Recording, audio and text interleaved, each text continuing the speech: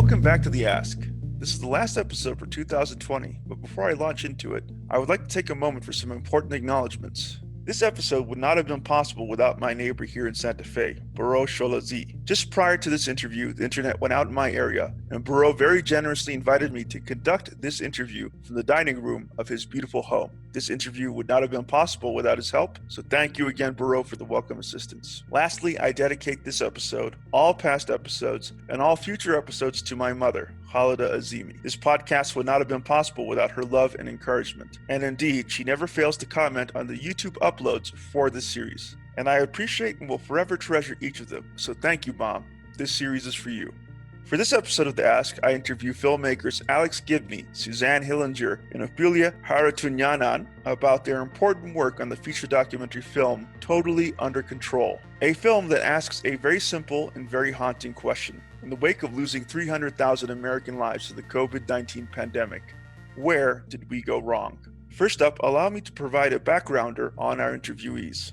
Ophelia Harutyunyan is an Armenian filmmaker and longtime veteran of Jigsaw Productions. She served as the associate producer on the Emmy-nominated documentary for HBO, The Inventor, Out for Blood in Silicon Valley, and Citizen K for Amazon. This year, in addition to her directing contributions to Totally Under Control, she produced Crazy Not Insane, a documentary for HBO that explores the work of psychiatrist Dorothy Lewis and her unique and controversial views on serial killers and the death penalty.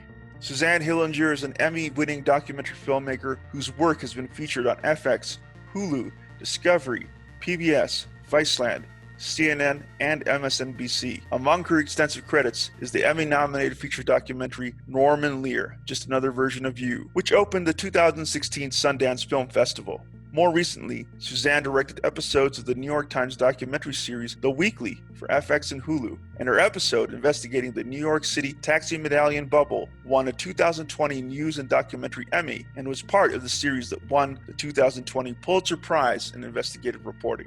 Filmmaker Alex Gibney won the Oscar in 2008 for Taxi to the Dark Side, an investigative documentary that explored the American military's use of torture in the War on Terror by focusing on the unsolved murder of an Afghan taxi driver. He was nominated for an Oscar in 2005 for Enron, The Smartest Guys in the Room, a documentary that explores the fall of the Enron Corporation, one of the most shocking examples of modern corporate corruption in America. And he has gone on to win multiple awards for films he has both directed and produced under the label of his production company, Jigsaw Productions. He has been called the most important documentarian of our time by Esquire Magazine and one of America's most successful and prolific filmmakers by the New York Times. Let us listen to the theatrical trailer for Totally Under Control and then meet our interviewees. The CDC has identified a case of coronavirus in Washington state. The words about a pandemic at this point? No, we're not at all, and it's going to be just fine. Whatever happens, we're totally prepared.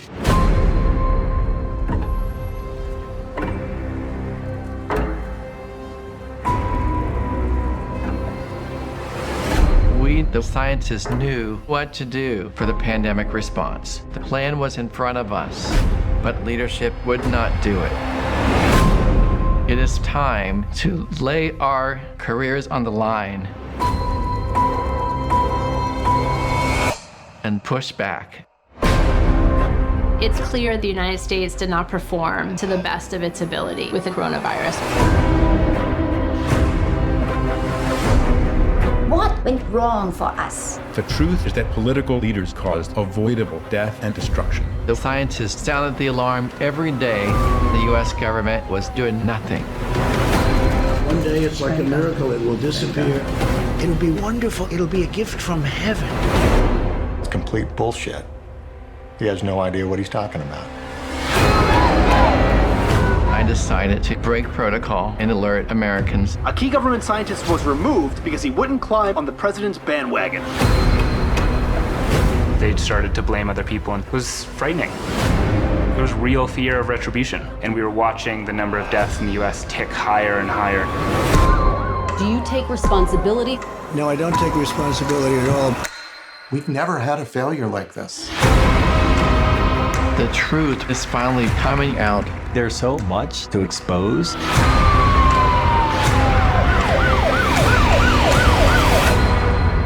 We have it totally under control.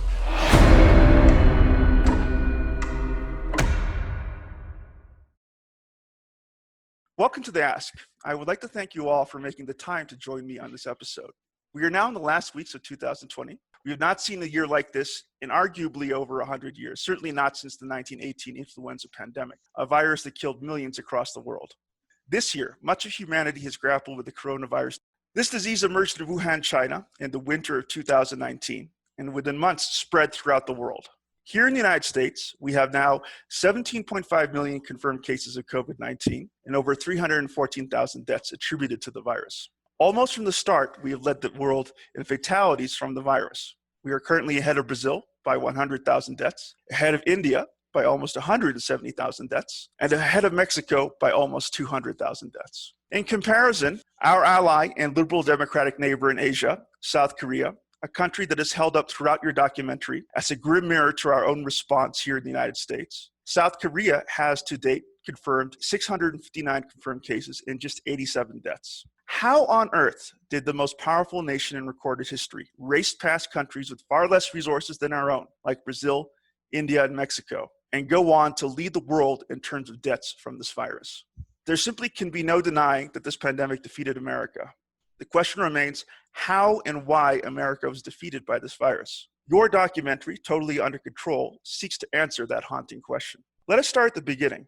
In the early months of the pandemic, New York State was hit especially hard. We've all seen pictures of a barren and silent Times Square. We've all seen videos of empty New York City streets filled with the hair-raising wail of ambulance sirens.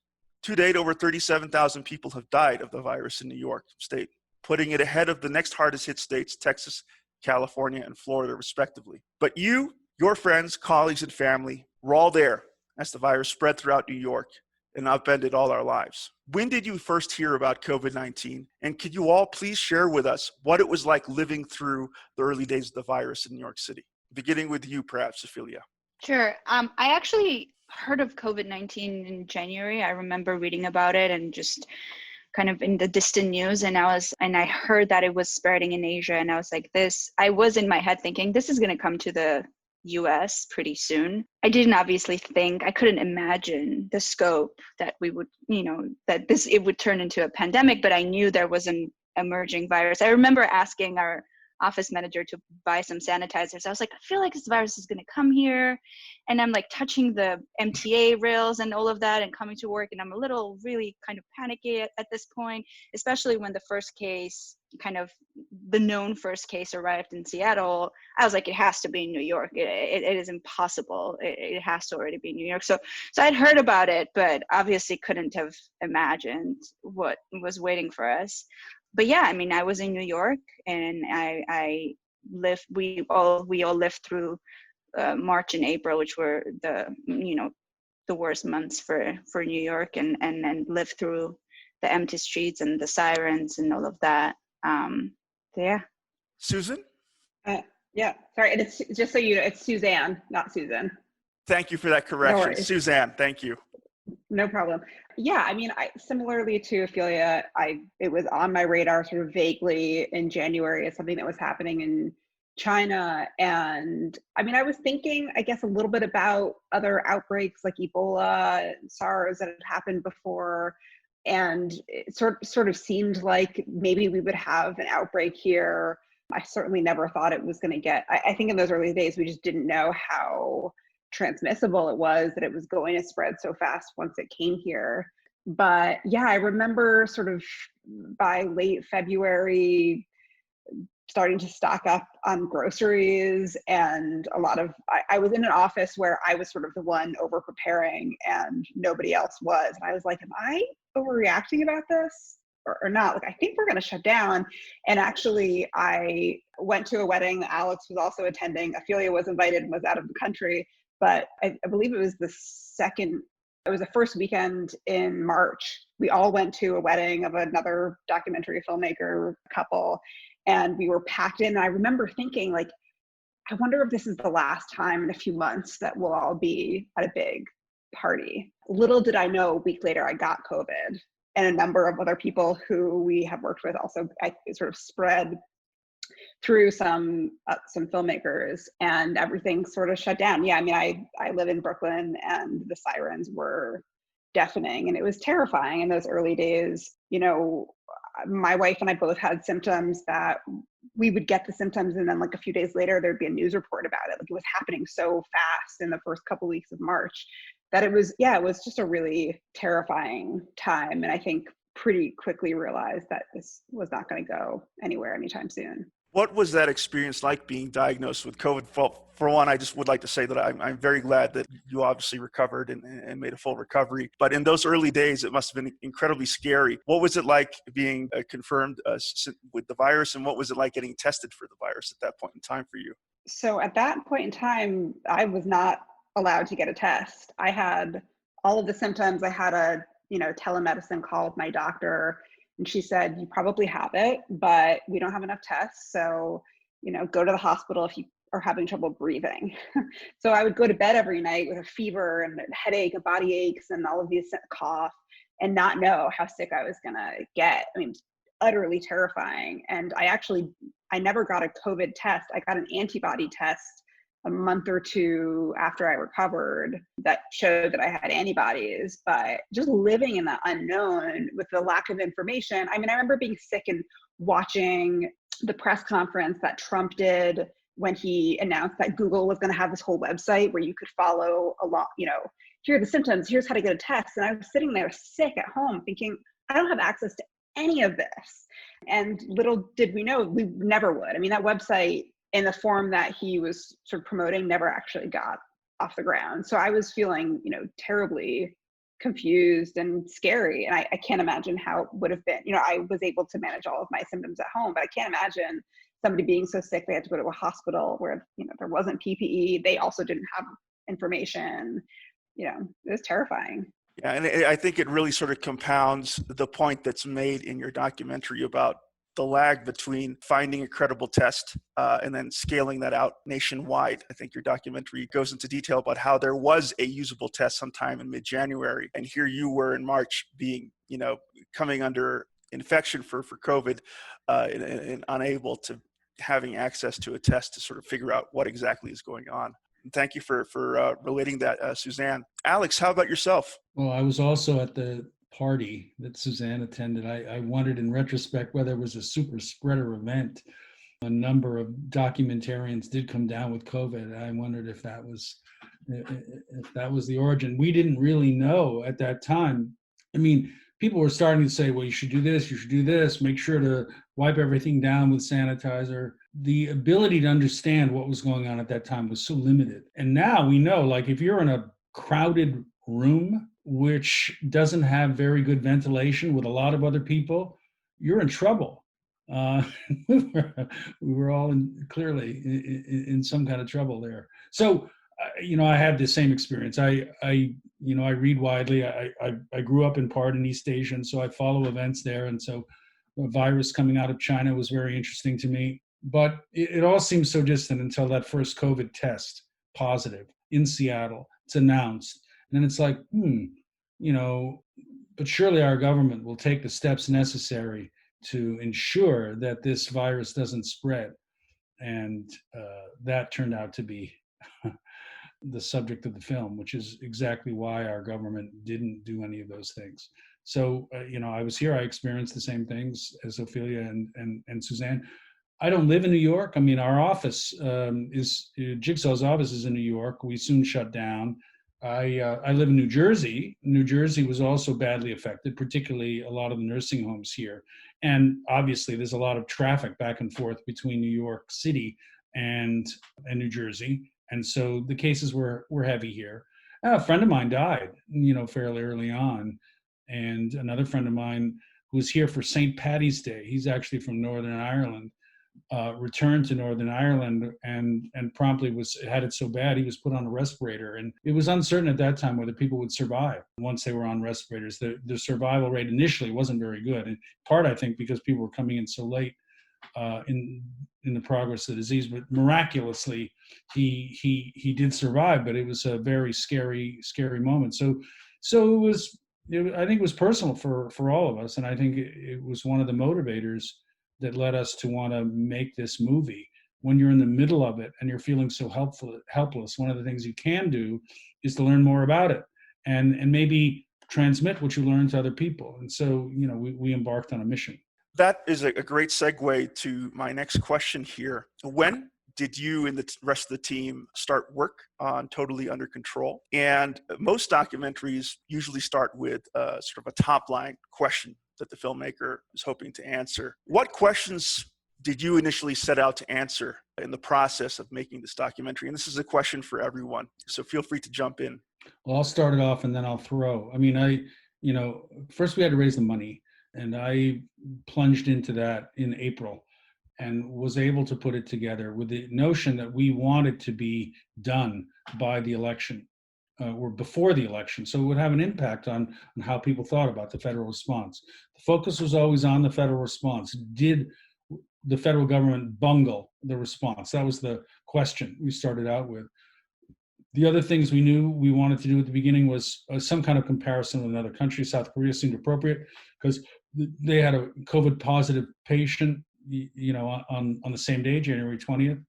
And the other thing was that, in thinking about what people might want to be thinking about in the fall of 2020, when likely COVID would still be ongoing, as indeed it was going to get worse. We thought maybe we focus on the early days, those days when things could have been different if we had done things differently.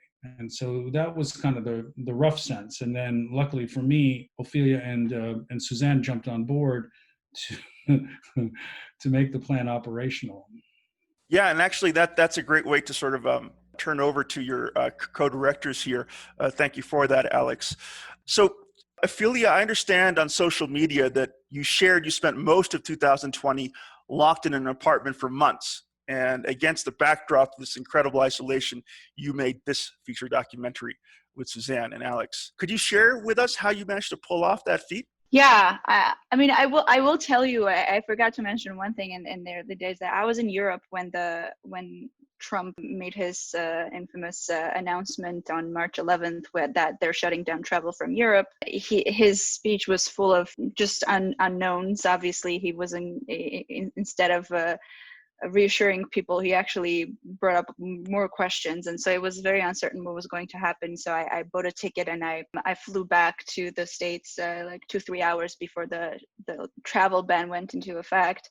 And then I was stuck in my 1-bedroom apartment in Brooklyn until we started working on the film, and I made the film from my living room, basically. And I mean, Suzanne has a similar experience, and we were basically maybe a 20-30 minute walk from each other, but we never saw each other until we actually started post-production on the film, and we started going to the post houses to do the sound mix and the color. Same for Alex. We never physically were in the same room until we started doing the post.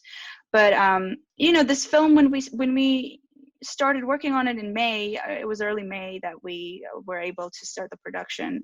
We knew obviously the challenges that we had with making a film in a pandemic. But in a way, the difference between our production and productions who were in production or pre-production or post and had to figure out how to continue, the difference was that we were starting in quarantine and pandemic, and so we could come up with a plan and the style from the beginning that would allow us to film in quarantine. And so for filming, we decided to embrace the quarantine look. We were watching a lot of news and people were doing these Zoom calls, and so everyone had gotten used to seeing people in their homes, doing those interviews. And so we knew that that's kind of that's a look we want, but we definitely want better quality than what we were seeing on TV and on the internet, because the Zoom calls, the recordings were just really low quality. And we had seen a couple of documentaries already come out and they just didn't look as good. And we wanted this film to look as good as possible and also just stand the test of time. And so that was one thing we had to figure out, how to film in a pandemic safely, and while all the productions are shut down or are operating with very minimal crew. And then the other thing was just how to manage a team of people who are all in different locations, some in different states.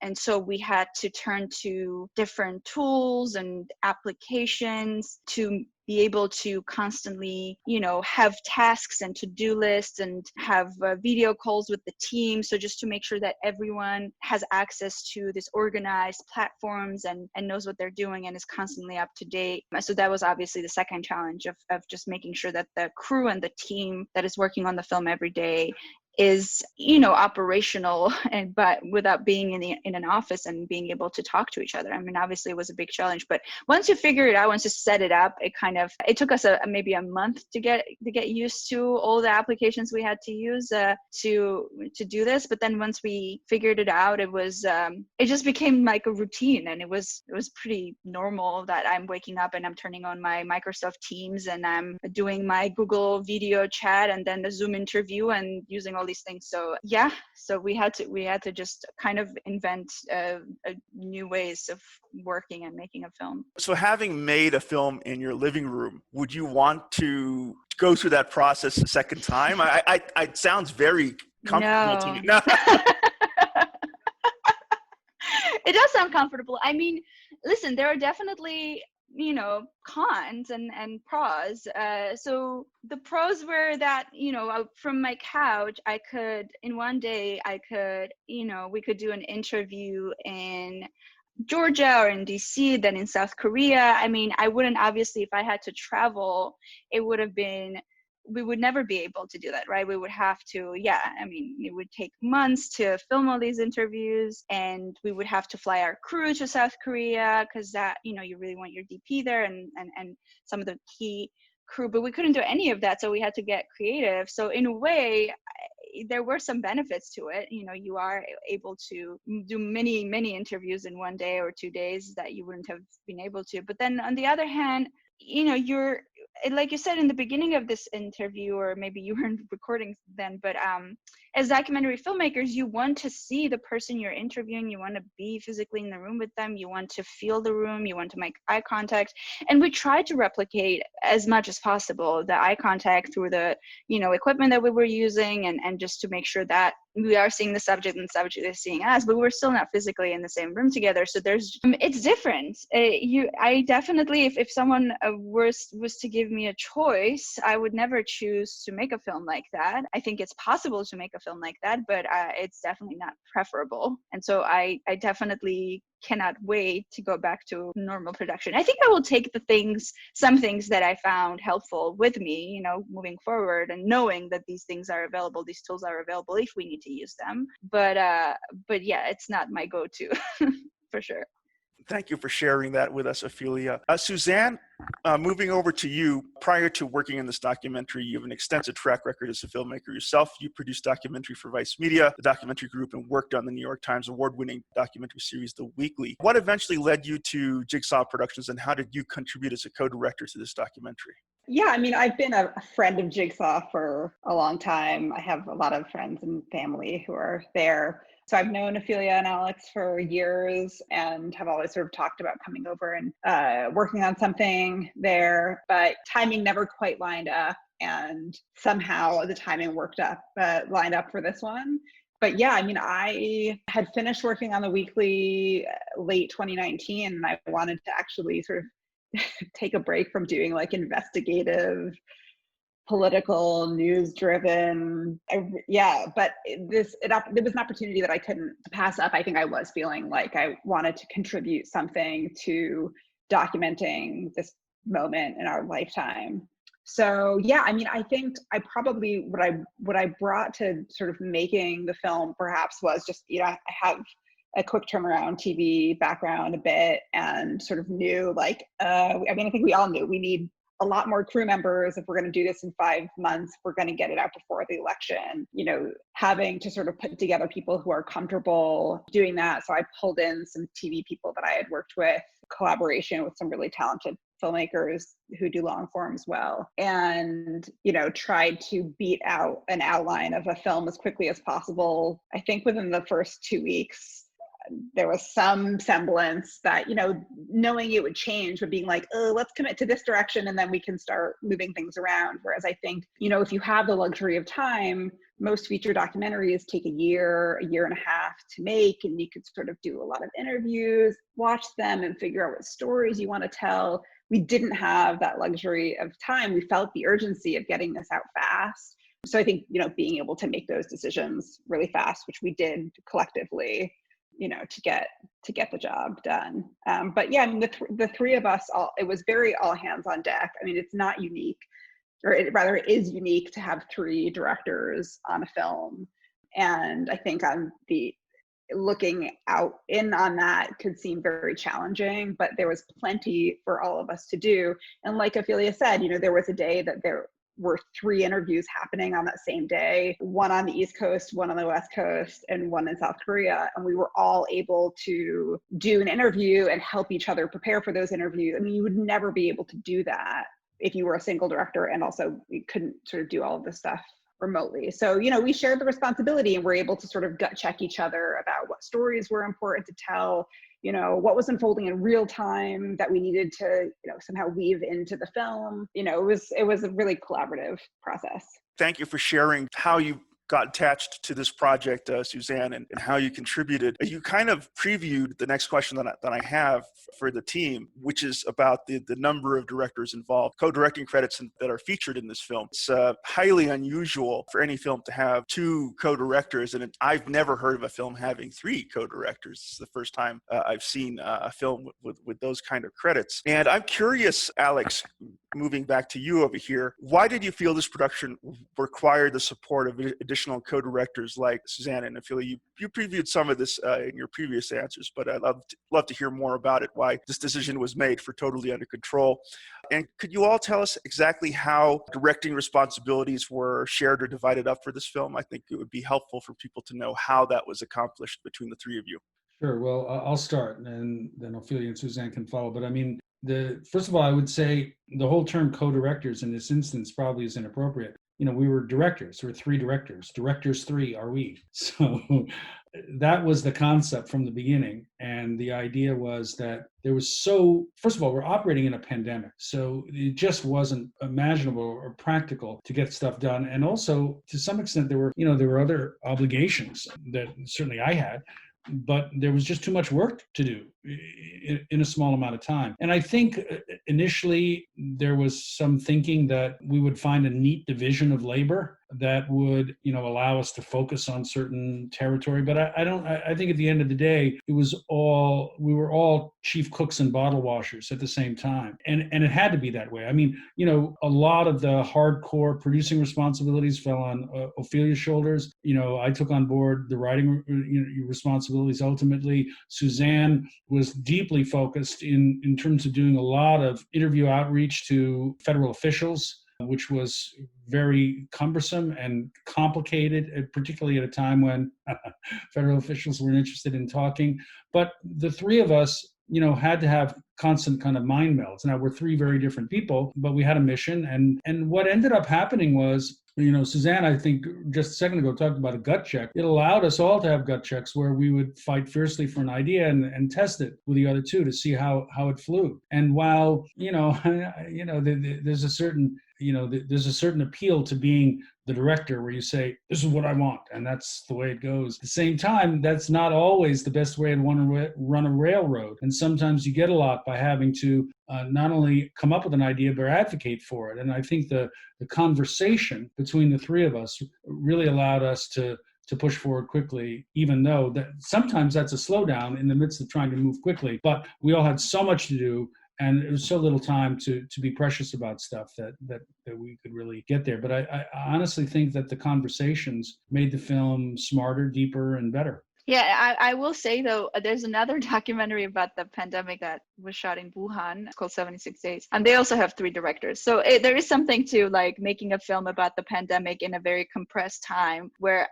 I do feel like it really was about the timeline. I mean, making a film in 5 months, it's extremely challenging, and you do need more hands and brains. And I think that, it is unusual, but we're not the only one. I wanted to say. I will say, though, the other time I had to do something on such a tight timeline, I did a film called The Trials of Henry Kissinger, which I wrote and produced. I didn't direct. Eugene Jarecki directed it. But we were very much sharing responsibilities. That was done from soup to nuts in 3 months, which was like unthinkable now. But the only way it would have been possible is if there was more than one person on board. It was just too much to do. And sometimes you have to be in two places at once. And the only way to be in two places at once is to have two people, or in this case, three. It seems to be the magic number, the holy trinity for COVID films. Yeah.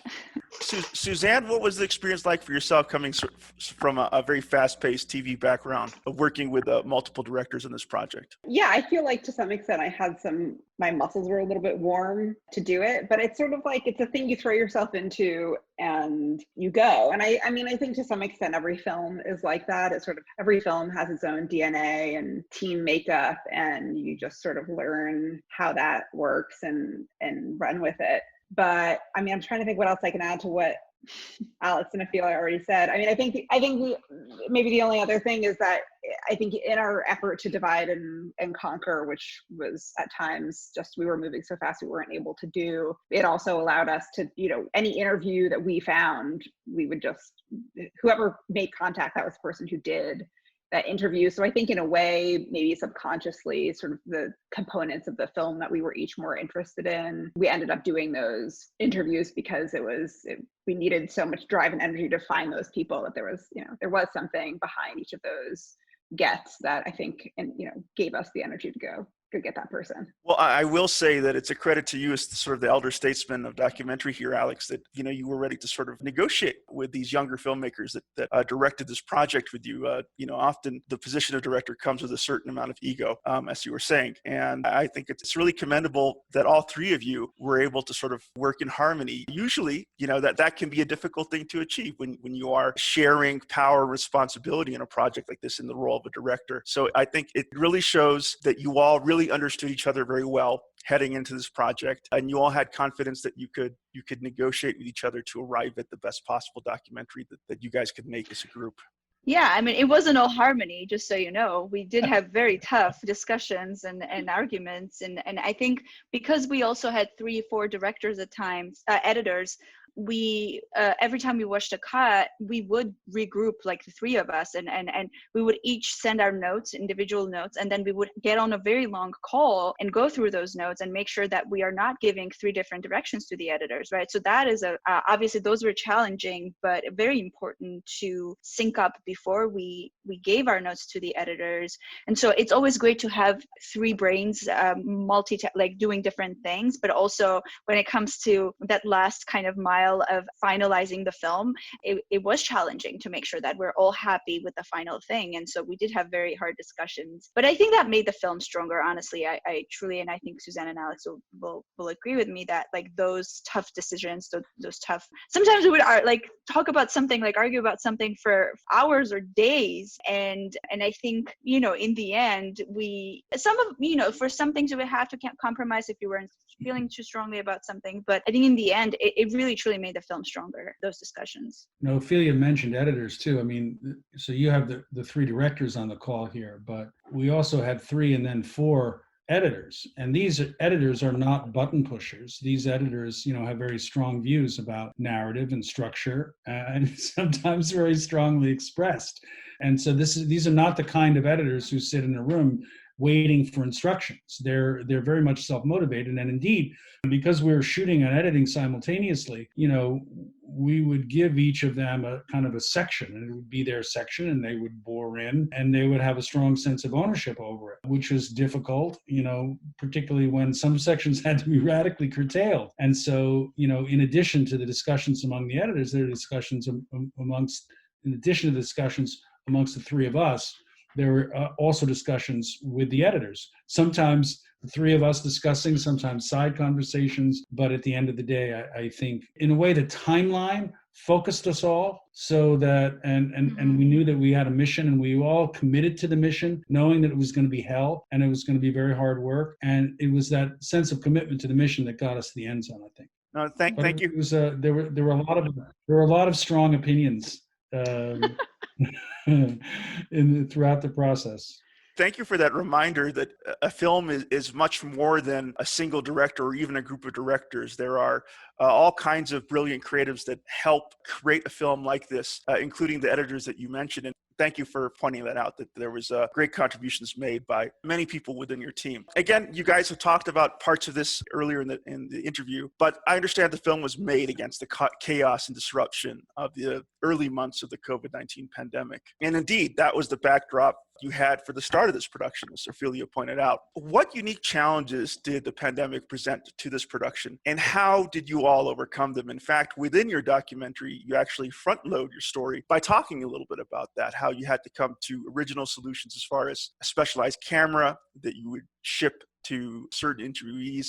I'd be very interested to hearing about the solutions that you came up with, and perhaps some of the tools that you spoke of, Ophelia, some of the core tools that allowed the team to accomplish this film. Yeah, I can talk a bit about the production aspect. I mean, so we started sort of full force in the beginning of May, and at this point, productions were shut down. Hollywood nobody was making movies, and there were starting to be some sort of protocol written up, like HBO, for example, that were trying to write, what were their safety protocol. But we were still learning about how the disease was being transmitted. It was all sort of happening at the same time. But we felt it was a real obligation to make sure that if we were putting more than one person in a room together, that we had really strict guidelines to prevent, like, the last thing that we wanted was for someone to get sick while we're making a film about COVID. So we sort of gathered as much material as we could from the CDC, from other networks that we were working with, and, basically had our own guidelines. I mean, not to mention, at this time, you still couldn't get tests. So it's not like now where someone's going to go film, the whole crew gets tested, and then they go and can film and it's fine. That was not an option for us at the time. So sort of between all of us figuring out, the best practices, and then calling our cinematographer, Ben Bloodwell, we sort of came up with these two shooting options for the interviews. And one was, if, an interview subject was comfortable being in a room with somebody else, we decided the safest thing would be to just send Ben or a local cinematographer, if it wasn't in driving distance of Ben's house, to like a clean Airbnb that hadn't been, nobody had been in it for 2 weeks. Ben would bring in shower curtains to hang between himself and the interview subject. He'd keep a mask on, a face shield, and he'd bring an air purifier. We did a lot of things to make sure that the air that they were breathing was separate, and that there was nobody else in the room, that nobody else had been in the room had been properly cleaned. Normally you put out snacks and water, none of that. So everything got sort of stripped down. A lot of responsibility went on to Ben for putting not only the camera and the lights and sound together, but also whichever of us, actually usually all three of us, would be patched in for the interview via Zoom, just like this. And there is actually a device that you can use to sort of plug the camera feed into Zoom. So we would see the interview subject, as if they were a participant on Zoom, but it was what we were actually seeing in the camera, and they could communicate with us. So there were a lot of extra gadgets to sort of make sure that that worked, all in an effort to make sure that, our interview subject felt comfortable walking into a room, taking a mask off. We interviewed multiple ICU doctors who were, taking care of sick people all the time. They needed to make sure that they were going to stay healthy to be able to continue treating their patients. So those were all the protocols we took if somebody was comfortable going into another room. The other thing that we did with Ben was build this COVID cam that you see at the beginning of the film, which is essentially a DSLR camera mounted to a tray with handles and a computer, this whole functioning kit that an assistant camera operator outside of the house could get it all running, so that all the interview subject had to do was sort of carry it in, and we would find the right place to set it up. But, there are camera kits out there that you can send somebody that they can film themselves remotely, but you still need to have a lot of technical know-how and time. And we're interviewing people who are already giving time out of their very busy schedules to speak with us. And we just wanted to make sure that we were going to get, the best looking interview possible without asking somebody, to take 2 hours out of their day on top of what could be a 3 or 4 hour interview to set up a camera. So the COVID cam was a real invention that we're very proud of. It looks great, and it was sort of fun to use.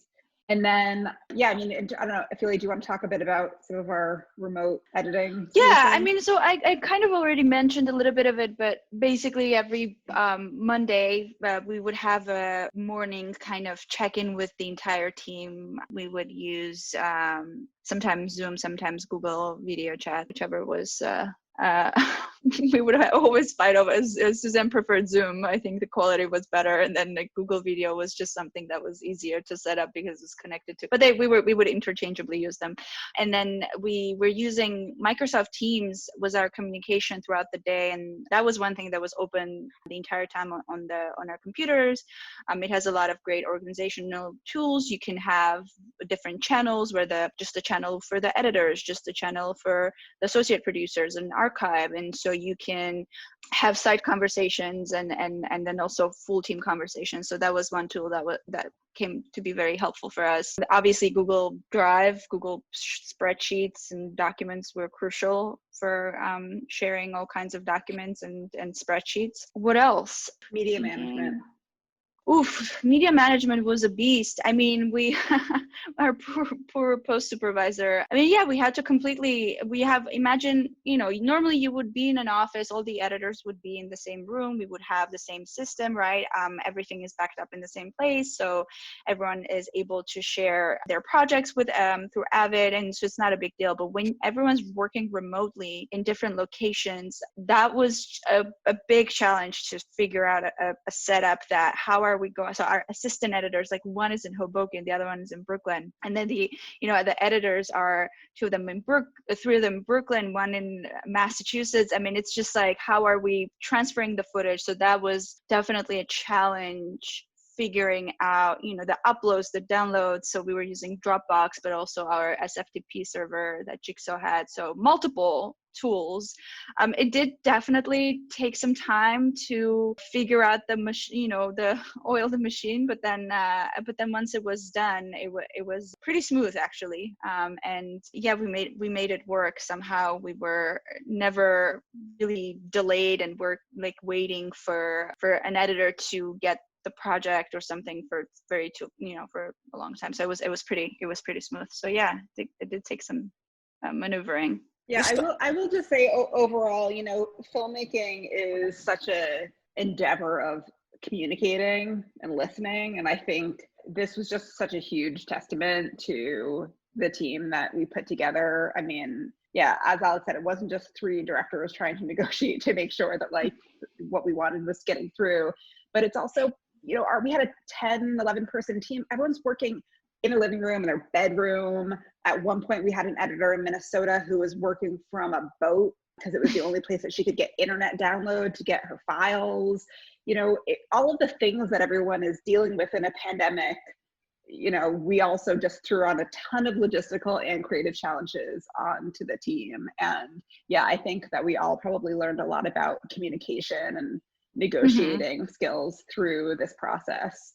As much as everyone thinks they're a great communicator, how easy it is for something to get lost in translation when you're trying to move really fast and dealing with everything happening in your personal life because of COVID and all of that. So it was a very intense endeavor that I think we weren't totally processing how big of a feat it was, because we were just trying to get through it every day.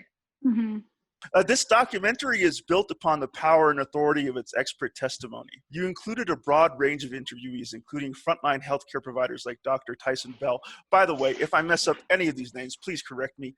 Reporters like Carolyn Chen at ProPublica, Michael Deshear at the New York Times, former National Security Council. Beg your pardon? What did you say about, say the name of the New York Times reporter again? Michael Deshear. No. Is D his middle initial? Oh, D is his middle initial, yeah. Oh, I see. Oh, yeah, okay. Okay, fine. Oh, no problem. Okay. Former national security staffers like Elizabeth Cameron, and former director for the Center of Disease Control, Thomas R. Frieden? Frieden, yeah. Frieden, thank you. Could you please share with us how you went about selecting your interviews for this documentary? Whoever would talk to us. That was the bottom line, and there were a lot of people who wouldn't. So honestly, I think we cast the net pretty wide. but we focused on a couple of key areas. And I think we were able to get lucky. This is about the federal response. So the two key people, I think, in terms of getting inside the administration, were two whistleblowers, and we were very lucky to get them. Dr. Rick Bright, who ran BARDA, which was, under the ASPR at Health and Human Services, and Max Kennedy, a young volunteer who was thrust into being a part of the core of the Jared Kushner coronavirus task force. So that was lucky. But in a number of other cases, we wanted to focus on Seattle. We got some people from there. South Korea, and Tyson Bell in Virginia.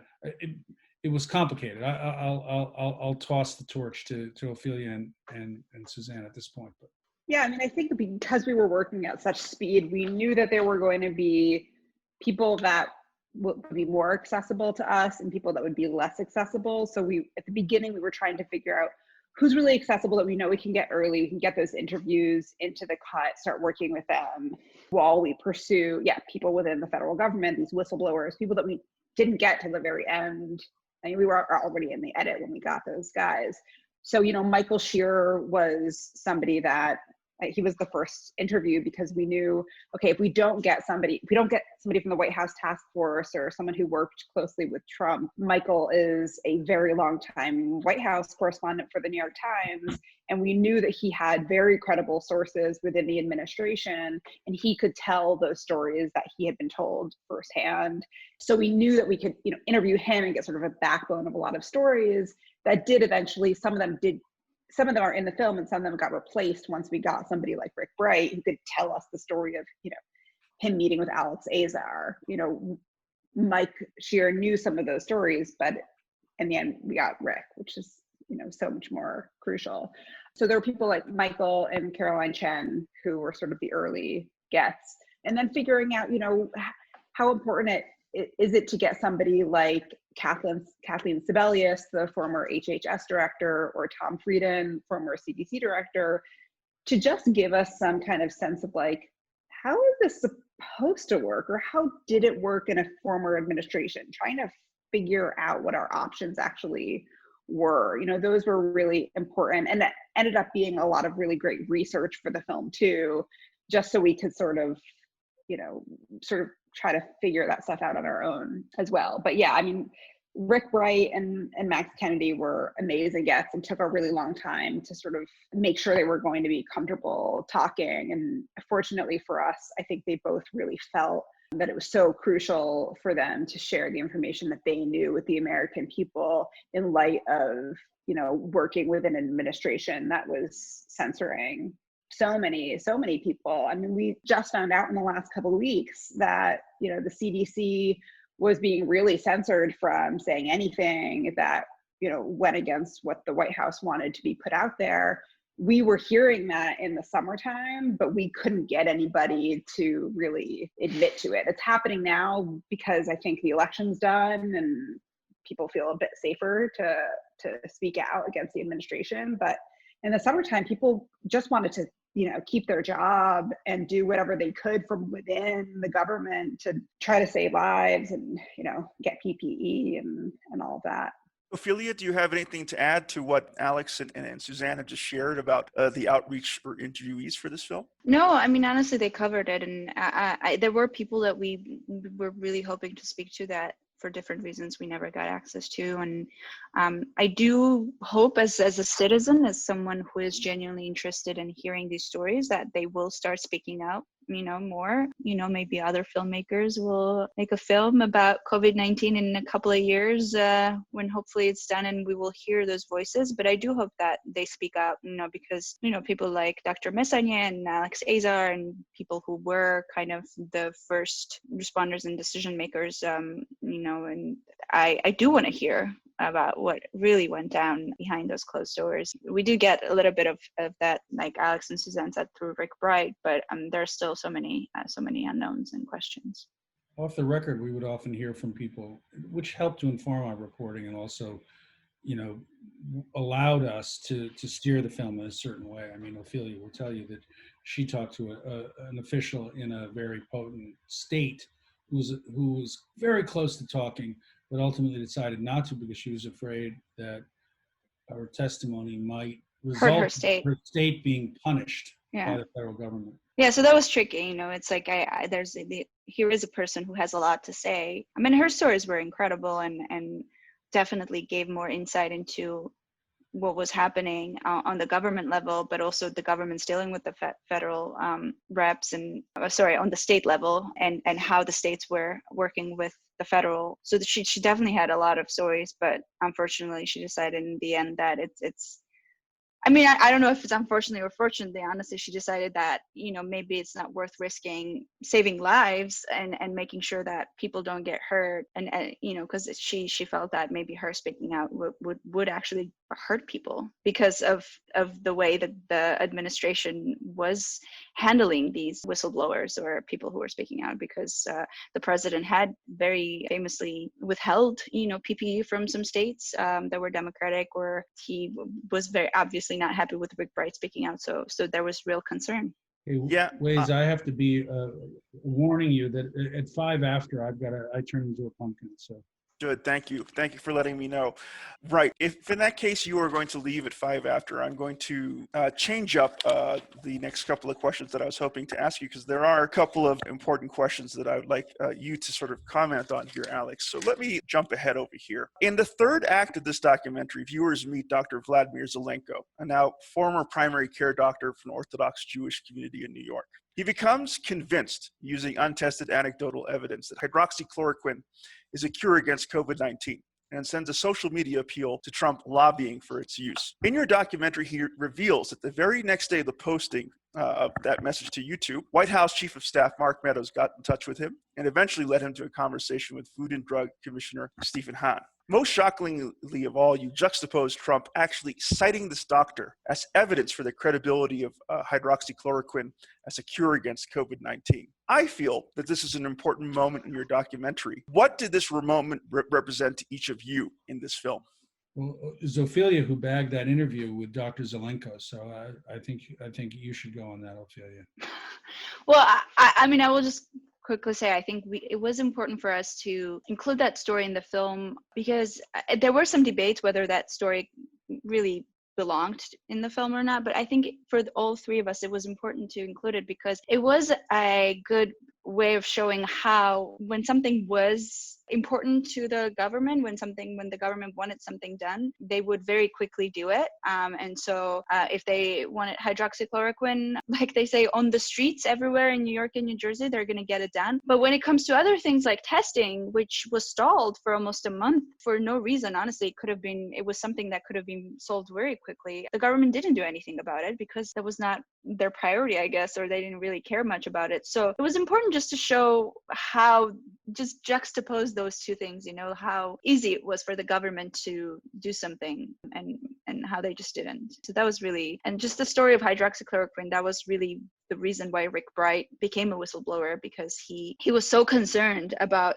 them disregarding these the scientific information about hydroxychloroquine and how it really didn't have any benefits and could even hurt people, and how the federal government just decided to kind of put that aside and push this drug. So he was genuinely concerned, and so that was really the reason he spoke to a journalist. So that's why it was important for us to include that story. I also think it really illustrates where Trump is willing to sort of get his information from, no matter how flimsy it might be, in order to sort of advocate for the things that enter into his mind, which is shocking. Alex, I understand you do have to leave in 5 minutes, so I'm going to field this question to you, and then I'll leave it up to Suzanne and Ophelia if they wish to stay a little longer for the interview. Finally, and I do not mean to spoil things at all for your viewers, at the end of your film, the narrator leaves us with these poignant parting words, and I quote, "We will see more pandemics and other existential threats, all on account of man-made problems we must prepare to solve together. Our ability to reckon with the future will depend upon how much we learn from our recent past. When the day comes when we finally take off our masks, will we be ready to fix what's really broken?" And that's the one of the last lines that viewers leave away from your film with. This leads us to a final question for you, Alex. This time from a beloved friend of mine, a retired educator, Robert Zelenka. How can the widespread distrust of science be overcome? And, it's sobering to think that after everything we have gone through this year as a country, Trump still won 74 million votes in the past election. And the vast majority of our fellow Americans behind those 74 million votes believe that masks do nothing against the virus, that shutdowns are more damaging than letting the virus run rampant, and that the virus itself is an overblown threat hyped up by the Democrats and deep state to damage Trump and his re-election prospects. They did not arrive at these ideas independently. Trump has repeatedly used his social media pulpit to spread conspiracy and disinformation. And I'm curious as to how you get a documentary like this to one of those 74 million Trump voters that really do need to see this documentary. I think a film like this is so important to cross over the aisle. How do you want to accomplish that feat with this documentary, Alex? I mean, look, at the end of the day, all you can do is put it out there and hope that people come to it, and you try to advertise it as widely as possible. In fact, our distributor went to great trouble to advertise this on Fox. We paid a lot of money to advertise on Fox News, in fact. So that's one thing you can do. I think the other thing you can do is to try to be dispassionate in what you do, even if the attempt to hold people to account, it can be angry at times. You back it up with facts. I think this whole issue of, we came up with a key theme in the film that we discovered in the process of making it. And that key theme was the tension between science and politics.